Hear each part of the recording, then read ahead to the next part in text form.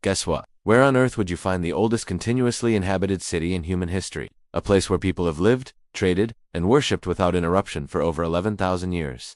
In the ancient valleys of Mesopotamia. Along the banks of the Nile in Egypt? Perhaps in the Indus Valley where early civilizations first emerged? No, all wrong. The longest continuous thread of human settlement on Earth is found in a land that most people today associate only with destruction. A country whose name has become synonymous with tragedy, exodus, and a war that the world slowly stopped watching. That country is Syria. And that is just the beginning of what this wounded land is hiding. When most people think of Syria today, they see images of bombed-out buildings, displaced families, and a conflict that has dragged on for more than a decade. They picture rubble where cities once stood, ancient monuments reduced to dust, and a humanitarian catastrophe of staggering proportions. But beneath the scars of modern warfare lies something the bombs could never fully destroy. Syria is not merely a battlefield. It is a crossroads of civilization, the birthplace of agriculture, the corridor through which alphabets, religions, and ideas traveled between East and West, a land where Roman emperors built temples, where the first Christian churches took root, where Islamic architecture reached heights of sublime beauty. The war damaged Syria. It did not erase it. This is the story of ancient wonders rising from the ashes. A journey through a land where 11,000 years of human achievement stand testament to something stronger than destruction, where every shattered column and restored mosaic whispers of resilience that refuses to die. Welcome to Travel Vibes. The cradle of civilization. Long before Rome built its first road, long before the pyramids rose above the Egyptian desert, the fertile lands of Syria witnessed transformations that would reshape human existence forever. Approximately 12,000 years ago, in the rolling hills of what is now northern Syria, something unprecedented occurred. Nomadic hunter-gatherers began to settle. They planted seeds deliberately. They domesticated animals. They built permanent structures of mud and stone. This was the Neolithic Revolution, and Syria stood at its epicenter. The ancient settlement of Tel Abu Harera, located along the Euphrates River, provides evidence of this transition. Archaeological excavations revealed layers of occupation spanning thousands of years, documenting the gradual shift from hunting and foraging to agriculture and animal husbandry. From these early experiments emerged the foundations of civilization itself. Surplus food enabled specialization. Specialization created social complexity. Complexity demanded writing, mathematics, law, and eventually the great empires that would rise and fall across the ancient world. In other words, the fields of Syria did not merely grow wheat and barley, they grew the possibility of everything that followed. The crossroads of empire's geography made Syria inevitable. Positioned at the junction of three continents bordered by the Mediterranean Sea to the west and the vast deserts of Arabia to the south, Syria became a corridor through which every major power of the ancient world sought to extend its reach. The Akkadians passed through these lands. The Egyptians contested them. The Assyrians conquered them. The Babylonians, Persians, Greeks under Alexander, Romans, Byzantines, Arabs, Crusaders, Mongols, Ottomans, and finally the French colonial administration, each left their mark on Syrian soil. No other territory on earth has been shaped by so many civilizations over so many millennia. Each empire brought its architecture, its gods, its language, and its customs. And each departure left behind traces that accumulated like sediment, layer upon layer, creating an archaeological record of almost incomprehensible richness. The ruins scattered across Syria are not the remnants of one fallen civilization. They are the compressed history of human ambition itself, preserved in stone, waiting to be read by those who know how to look. The religious tapestry Syria's significance extends far beyond political conquest. This land occupies sacred ground in multiple religious traditions. Damascus appears in the Hebrew Bible as a city of antiquity. The conversion of St. Paul on the road to Damascus represents a pivotal moment in Christian history, transforming a persecutor of Christians into the faith's most influential apostle. The street called Straight, mentioned in the Book of Acts, still runs through the Old City today.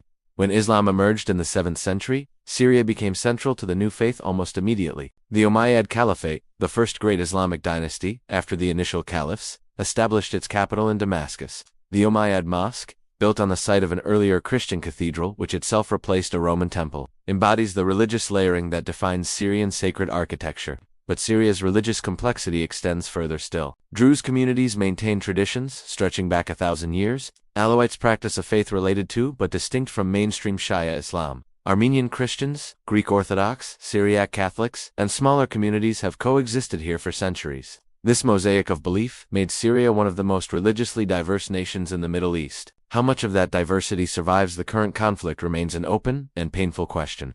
Syrian hospitality and cuisine. Despite everything, the traditions of Syrian hospitality endure. In Arab culture, the guest is sacred, and Syrians elevated this principle to extraordinary heights. A visitor to a Syrian home, even unexpected, would traditionally receive the finest food the household could provide. To refuse hospitality was considered an insult. To fail in providing it was a source of deep shame. This generosity expressed itself most clearly at the table. Syrian cuisine represents one of the oldest and most refined culinary traditions in the world. Dishes that appear throughout Middle Eastern cooking often trace their origins to Syrian kitchens. Kibbeh, the mixture of bulgur wheat and mince meat shaped into countless forms, is considered Syria's national dish. Mahamara, the red pepper and walnut paste, originated in Aleppo. Fatash, the bread salad dressed with sumac and pomegranate molasses, reflects the Syrian genius for transforming simple ingredients into complex flavors. The spice markets of Damascus and Aleppo once drew merchants from across the known world. Saffron, cardamom, cinnamon, and cumin passed through Syrian hands on their journey from east to west. The aromatic legacy of those ancient trade routes lives on in every Syrian kitchen. Wherever in the world Syrian families now find themselves, food became memory, recipes became inheritance, and the flavors of a homeland carried across borders proved more durable than any monument. The city that never died. Damascus is the capital and largest city of Syria, home to over 2 million people in the city proper and several million more in the surrounding metropolitan area. But statistics cannot capture what Damascus represents. Archaeological evidence suggests continuous human habitation in this location for at least 11,000 years. Some scholars argue the settlement may be even older. Regardless of the precise dating, Damascus holds a credible claim to being the oldest continuously inhabited city on Earth. This is not a city built on ruins. It is a city built on cities, on cities, on cities. Layer after layer of human occupation, each generation building atop the compressed remains of those who came before. Egyptians knew Damascus, Assyrians conquered it, Arameans made it their capital, Greeks renamed it, Romans incorporated it into their empire, Byzantines Christianized it, Arabs transformed it into the heart of the Islamic world, Crusaders besieged it, Mongols threatened it, Ottomans governed it for 4 centuries. And through it all, Damascus endured. The city has been burned, sacked, occupied, and neglected. It has changed rulers dozens of times and religions nearly as often, yet something essential has persisted. The same springs that drew the first settlers still flow beneath the city. The same strategic position that made it valuable to ancient kings makes it valuable today. Damascus is not merely old, it is persistence made visible. The Umayyad Mosque. At the heart of the old city stands one of the most significant religious structures in the Islamic world. The Umayyad Mosque, completed in 715 CE under Caliph al-Walid I, represents a turning point in the history of Islamic architecture. It was among the first monumental mosques built by the expanding Arab Empire, and its scale and ambition established patterns that would influence mosque construction for centuries. The site itself embodies Syria's religious layering. Before the mosque, a Christian cathedral dedicated to John the Baptist occupied this ground. Before the cathedral, a Roman temple to Jupiter. Before the temple, an Aramean sanctuary. Each faith built upon the foundations of the last, literally and symbolically. The mosque's prayer hall features marble columns repurposed from Roman buildings, walls adorned with golden mosaics depicting paradise gardens, and a vast courtyard where the faithful have gathered for over 1,300 years. The minaret, known as the Minaret of Jesus, holds special significance in Islamic eschatology, as tradition holds that Jesus will descend here at the end of days. Remarkably, the Umayyad Mosque survived the Syrian civil war largely intact. Fighting devastated other parts of the old city, but the great mosque endured, its minarets still rising above the ancient walls, as they have for 13 centuries. The old city enclosed within Roman-era walls. The old city of Damascus comprises approximately 125 hectares of dense urban fabric, narrow alleyways, covered souk, and historical structures spanning over 2 millennia.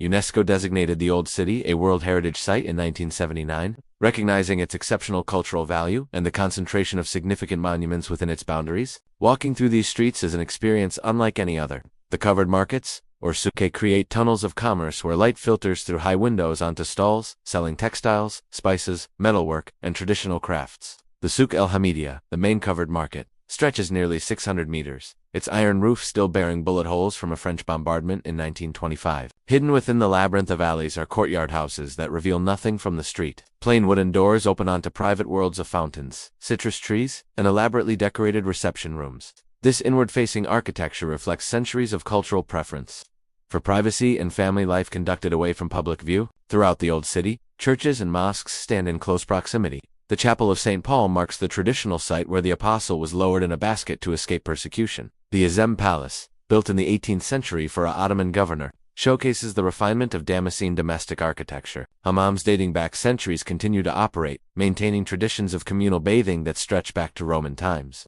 Damage and resilience. The Syrian civil war, which began in 2011, brought destruction to portions of Damascus, particularly the suburbs and outer districts where fighting was most intense. The old city suffered damage but avoided the wholesale destruction visited upon other Syrian cities. Mortar strikes damaged historical structures. Fighting in nearby neighborhoods sent shockwaves through ancient walls. The stress of conflict, economic collapse, and displacement took tolls that are difficult to measure. Yet Damascus remains. Restoration efforts have begun on damaged sites. Markets that closed during the worst fighting have reopened. Life, in its stubborn persistence, continues in the city that has seen so many catastrophes and outlasted them all. Damascus does not represent a return to normal. Normal may be impossible after what Syria has experienced, but it represents continuation, the same quality that has defined this city for 11,000 years. Aleppo, the city of two tales before the war. Aleppo was the largest city in Syria and one of the most historically significant urban centers in the Middle East. Located in northern Syria, at the convergence of ancient trade routes, Aleppo served for millennia as a commercial hub, linking the Mediterranean with Mesopotamia, Persia, and the Silk Road beyond. Merchants from Venice, Genoa, and the great trading cities of Europe maintained permanent quarters in Aleppo's souk. The Old City, designated a UNESCO World Heritage Site in 1986, contained one of the largest covered markets in the world. The Great Mosque of Aleppo, founded in the 8th century, featured a minaret dating to 1090 CE. The citadel of Aleppo, rising on a massive tell at the city's center, represented one of the oldest and largest castles in the world, with fortifications dating back over 4,000 years. Then came the war. Between 2012 and 2016, Aleppo became the site of one of the most devastating urban battles of the 21st century. The old city was transformed into a front line. Buildings that had stood for centuries collapsed under bombardment. The ancient souk burned. The minaret of the Great Mosque, which had survived 9 centuries, fell in 2013. By the time fighting ended, an estimated 60% of the old city had been damaged or destroyed. Structures that had witnessed the passage of Alexander, the preaching of Christian apostles, and the flowering of Islamic civilization lay in ruins. The loss cannot be calculated in monetary terms. What fell in Aleppo was irreplaceable, a portion of humanity's collective heritage destroyed in a conflict that much of the world barely noticed. Reconstruction begins, and yet, even in Aleppo, the story does not end with destruction. Since active fighting subsided, efforts to rebuild have begun. International organizations, in partnership with Syrian authorities and local communities, have undertaken stabilization and restoration work at key sites. The citadel, though damaged, remains standing. Its massive walls, which withstood Mongol invasions 7 centuries ago, proved resilient even against modern weapons. Restoration teams have worked to secure unstable structures and begin the long process of repair. In the souk, merchants have returned 2 sections that survived or have been cleared of rubble. The sounds of commerce, the calls of vendors, the smell of spices, these have resumed in pockets of a city still marked by devastation. The minaret of the Great Mosque cannot be restored in any authentic sense. What fell is gone forever. But whether and how to rebuild has sparked debate about the nature of heritage, the meaning of authenticity, and how communities should respond when the irreplaceable is lost. Aleppo's story is not finished. It is a story still being written, one stone at a time. Palmyra, the bride of the desert. In the heart of the Syrian desert, approximately 215 kilometers northeast of Damascus, stand the remains of one of the ancient world's most spectacular cities. Palmyra emerged as a major power in the 1st and 2nd centuries CE. Its wealth derived from control of trade routes connecting the Roman world with Persia and points further east. The city's merchants grew enormously wealthy, and they invested that wealth in monumental architecture that rivaled Rome itself. The Temple of Bel, completed in 32 CE, was considered one of the best preserved temples of the ancient world. Its massive cella, surrounded by columns in a unique blend of Greco-Roman and Eastern architectural traditions, stood as testament to Palmyra's cosmopolitan character. Nearby, the Temple of Balshaman honored another deity. While the colonnade street stretched for over a kilometer through the city center, Palmyra's most famous ruler, Zenobia, briefly challenged Roman dominance in the 3rd century, establishing an empire that stretched from Egypt to Anatolia before being defeated by the emperor Aurelius. Her ambition and downfall became the stuff of legend, retold across centuries. UNESCO designated Palmyra a World Heritage Site in 1980, recognizing its outstanding universal value. Then came ISIS, destruction and partial survival in May 2015. The Islamic State captured Palmyra. What followed shocked the world. Militants systematically destroyed monuments that had stood for nearly 2,000 years. The Temple of Baal-Shemin was blown up in August 2015. The Temple of Baal followed weeks later. The iconic Arch of Triumph was reduced to rubble. Funerary towers in the Valley of the Tombs were demolished. The destruction was deliberate, ideological, and filmed for propaganda purposes. Ancient statues were smashed as idolatry. Structures that had survived the rise and fall of empires fell to explosives placed by men who measured time differently. The site was recaptured, lost again, and recaptured once more as the conflict shifted. By the time fighting moved elsewhere, the damage was extensive, but not total. Remarkably, significant portions of Palmyra survived. The colonnade street, though damaged, still stands. The theater remains largely intact. Many of the tombs, while looted, were not destroyed. The tetrapylon, though demolished, has been partially reconstructed using original materials recovered from the rubble. Palmyra will never be what it was. The bride of the desert, wounded grievously, endures. Crac des Chevaliers, the perfect castle perched atop a 650-meter hill overlooking the Homs Gap. Crac des Chevaliers represents the pinnacle of Crusader military architecture. Built primarily in the 12th and 13th centuries by the Knights Hospitaller, the fortress controlled one of the few routes connecting the Mediterranean coast with the Syrian interior. Its concentric walls, massive towers, and ingeniously designed defenses made it virtually impregnable. T.E. Lawrence, better known as Lawrence of Arabia, called it perhaps the best preserved and most wholly admirable castle in the world. UNESCO recognized Crac des Chevaliers as a World Heritage Site in 2006, alongside the nearby citadel of Saladin. During the Syrian civil war, the castle was occupied by opposition fighters and subsequently damaged in fighting to retake it. Bombardment struck portions of the outer walls. A tower collapsed. Crac des Chevaliers stands as a reminder of another era of conflict in these lands. When Christian and Muslim armies contested the same territory, now scarred by civil war, the castle outlasted the Crusades. It may yet outlast the current catastrophe. Bozrah, the Black Amphitheater. In southern Syria, near the border with Jordan, lies a city built almost entirely of black basalt. Bozrah served as the capital of the Roman province of Arabia and later became an important early Islamic city. The theater could seat approximately 15,000 spectators. Its stage building, orchestra, and tiered seating remain largely intact, protected for centuries by a medieval fortress constructed around the structure.